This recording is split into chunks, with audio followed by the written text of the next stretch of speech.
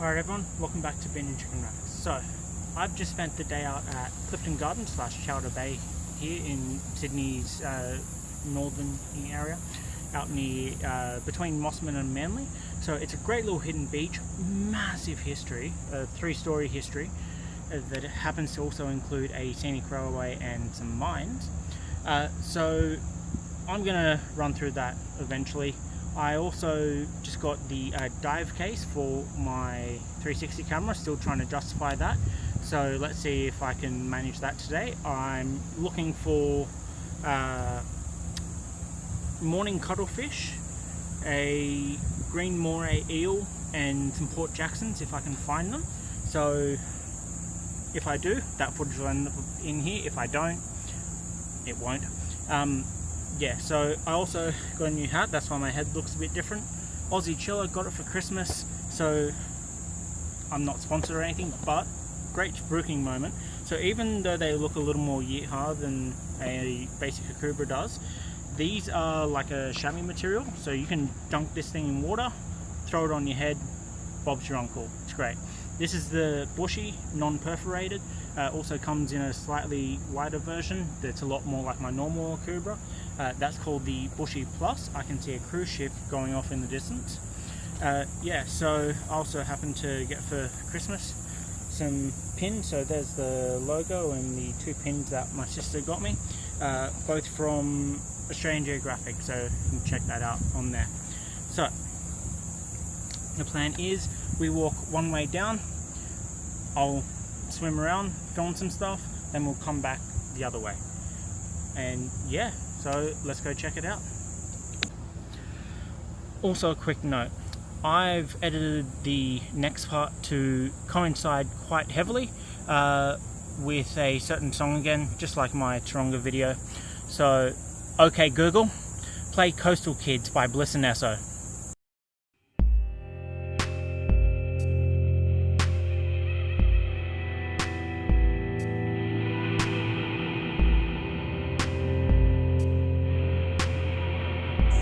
Now let's go see what's in the underwater.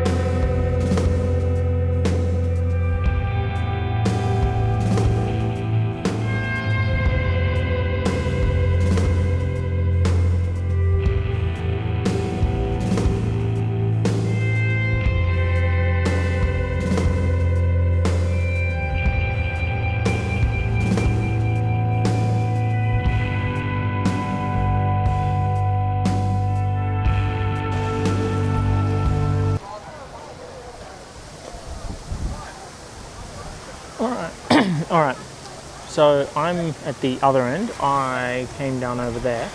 So I'm where the parking lot is, that's just over there a bit. So my goal today is, with an elaborate rig that I made of rope and a camera, I know that there's Port Jackson sharks along the back of this pier here.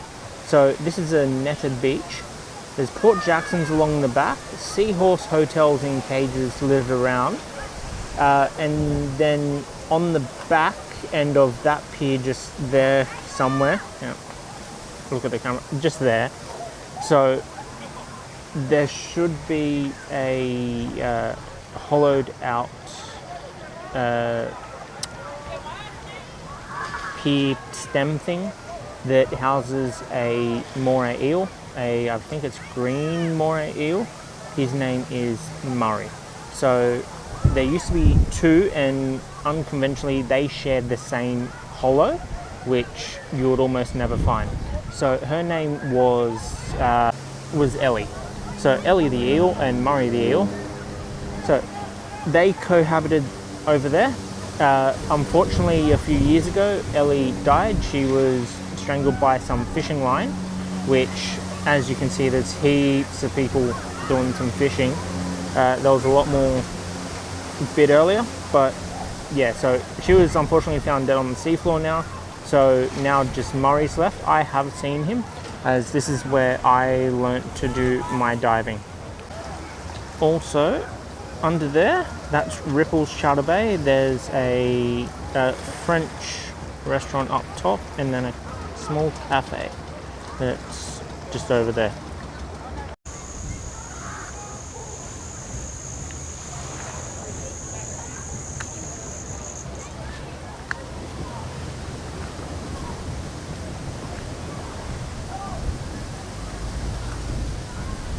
So it's low tide now. I already went through, did my swimming and all that. I used my 360 camera, so I have no idea what I actually got footage of. So that's going to be a thing for post. So when I can actually, you know, scrub the 13 minutes of footage that I got with that. But so there's a path that you can take. This goes, you know, right through to Taronga Zoo. But see here, so Clifton Gardens Reserve. So Charter Bay Historic Site and George's Head. So they're two things that are significant to this area, because George's Head, military installation, which, you know, really runs with the history of this place. Because over there where Ripples and all that are also former military spots. And then I can't remember the other thing on that sign. Good job me. Anyway, so the car park sits over there. It is paid parking. Oh, that's right, the historic site. So imagine you're looking over my shoulder, actually where I'm walking now, to a giant hotel. So this used to be the site of the Clifton Gardens Hotel. So back in 1830s, it was bought by a early settler. He bought the 32 hectare site. There was music in the background, so I didn't want to risk it. So he bought this site, eventually named it Clifton, which then morphed into Clifton Gardens. This is also known as Charter Bay as well. I think that side is technically Charter Bay, this side is Clifton Gardens, which different people owned it, different people named it. And yeah, so over my shoulder there used to be a hotel. So this, at least over where the military area is now, a ferry wharf. So there used to be a scenic railway, so like at Blue Mountains, that would actually take people from the wharf up to the hotel. This was a 3-story hotel built here. Alright, so let's just read this off my phone. So originally known as Clifton, spelt with an E, after Captain Edmund Harrison Cliff, who purchased the 23 hectare site in 1832 for his estate. The area transformed into a major tourism hub in 1871 with the opening of the Clifton Arms Hotel, later replaced by the grand 3-story Marine Hotel in 1885. During its peak in the 1900s, it was Sydney's premier pleasure ground, which, if you check the top right corner, I visited one of Sydney's old other pleasure grounds in Cremorne Point. So featuring a massive skating rink, a dancing pavilion and a private tramway that transported ferry passengers from the wharf to the hotel entrance. The site was famous for its 1906 circular swimming baths, which could seat 3,000 spectators on tiered boardwalks for swimming carnivals. Nearby Charter Bay served a military purpose, starting in the 1890s as a base for submarine miners who laid underwater mines to defend the harbour.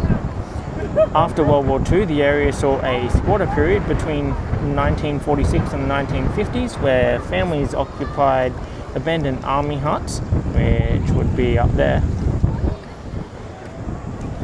Army huts due to the Sydney housing shortage. The hotel's decline began as the rise of the motor car drew crowds away to ocean beaches like Bondi. A major fire gutted the hotel in 1956, despite 1950s proposals for a luxury resort valued at approximately 30 million in today's dollars. I think it was about 2 million back then.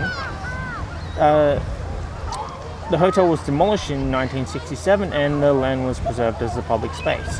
So today the physical remnants include a memorial pillar that was built from the original wooden jetty pylons. These pylons now host a diverse marine ecosystem, including longfin eels, as well as the two morays that migrate 2,000 kilometres to the Coral Sea to breed.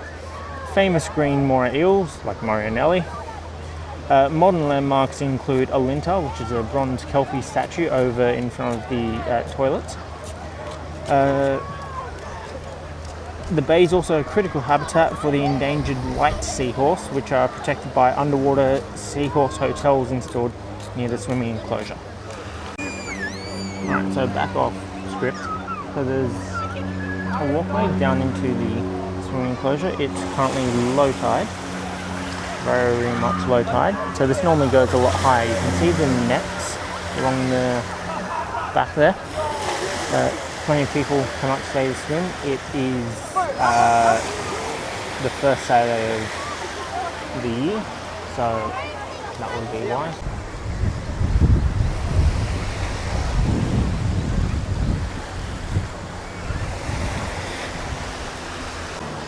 Now, like everything else in the harbour, this place looks really good as the sun sets. George's Head arguably looks better, but as the sun sets over here, you can get some really nice wide-angle photos over the beach.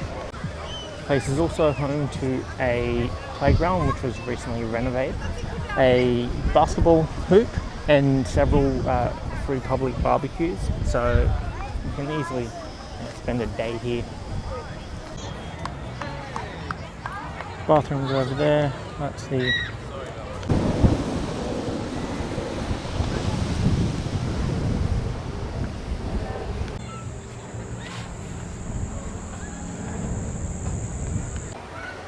so Cafe La Mer, that is just as you walking through this area. Now this place has a deep military history. So back in 1889, when it was selected as the site for the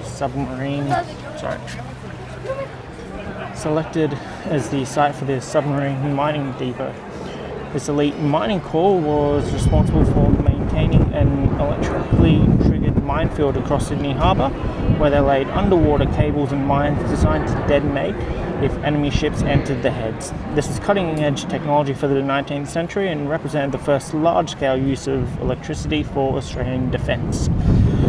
Above the bay at George's Head and Middlehead, which is where I ended up parking, a vast network of sandstone tunnels, gunpowder magazines and disappearing gun emplacements were carved out between 1870 and 1911 to repel a feared French invasion. During World War II, the area was heavily fortified with anti-aircraft guns and a boom net stretched across the harbour to stop Japanese midget submarines. We all know how that played out. So there's heaps more here that's too much to go into, but just above here we have Ripple's Chowder Bay. Above that there is a French restaurant and Sergeant's Mess further up the hill. So you used to be able to walk through that middle bit just there. You can't anymore. It's a Land's Edge Foundation saltwater school. But what they do have here is more about the base with some historical pictures here. So one thing that's also really cool about this place, so this is a little mini research lab. because the Sydney Institute of Marine Science, right around here, now they work on living seawalls. If that sounds familiar, it's because you watched my aquarium video, all three of you. So if you see those beehives right there, now I know what they are and where they are. So in the Cuttlefish exhibit at the aquarium, when I went the other week, there were these things. So these are two different types of things called living seawalls, which are supposed to encourage sea life to come back to an area and live in an area. So if you check their website, they'll tell you where around Sydney there are. One I know of off the top of my head is if you go to Luna Park, where the ferry wharf is, go underneath the bridge to the next one and look back towards the bridge, down along the waterline, and you'll see some there. But what they've got here is numerous tanks running what I assume is experiments. Now up top here, the French restaurant, it's called Le Heritage French Bistro. So Ripples is right there. Now, for what this is. Now, this place is still a refueling station for many of our large warships. So it's not entirely uncommon to see massive battleships like the HMAS Adelaide parked right here refueling. I've come across it once, and those things are huge to see here. If you start poking around this area on Google Maps, I might link one in the description if I remember, you'll actually be able to see the sheer size of that thing parked here.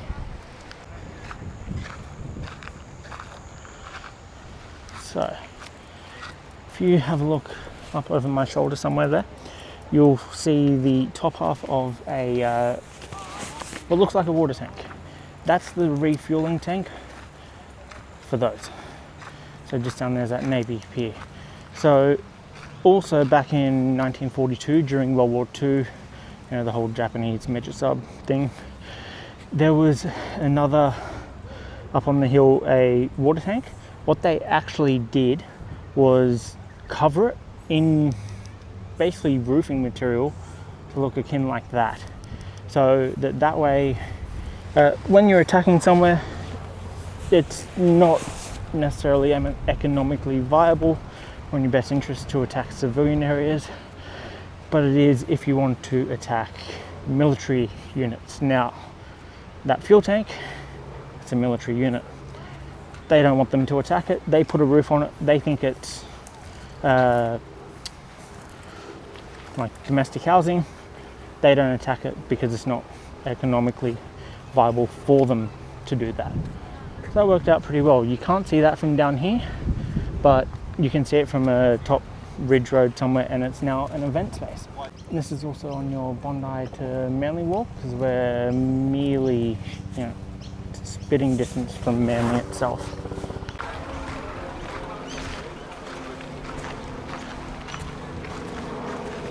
Now, just up from Ripples here, you'll find a bus stop, so you can catch a bus down here, as well as parking. I believe it is paid parking, but this is the best parking for coming to these restaurants because it's not shut off. There's a turkey down there, if anyone really likes those. Yeah, so that's the best option because there's a gate for Cafe Del Mar that does close. I think it's like 6 p.m. or something. So you won't be able to access it from the main way. Also nestled here is Land's Edge Sydney Harbour. I don't know much about them, but they're up the back here near Sims, which is just there, and Sergeant's Mess, which is down a little bit further.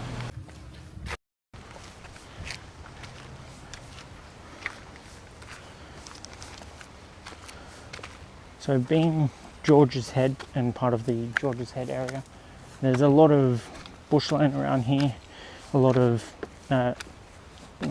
day walks, bushwalks, exploration that you can do.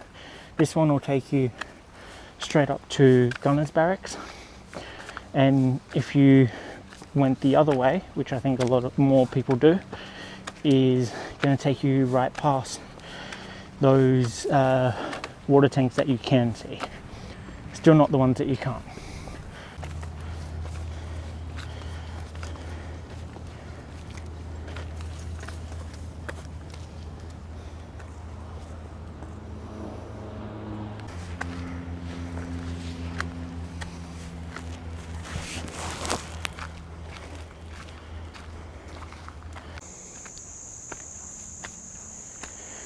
I apologise for the sound of my breathing. My microphone's in my neck.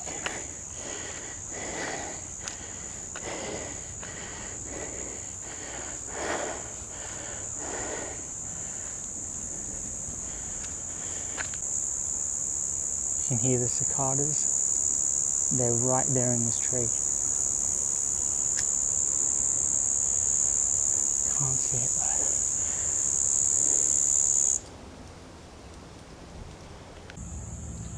Alright, it's hot. So, thanks for coming along and watching. That's a lot of walking that I just did. Please like and subscribe if you learned even remotely anything, if you like what I do. I haven't been able to upload last fortnight because, you know, busy time and all that. But yeah, so please do like, subscribe. It does help. I'm trying to really heavily get into doing weekly where possible, and yeah, so liking and subscribing really helps views, allows me to do that and progress as a creator. So please don't forget to touch some native grass, and I'll see you next time.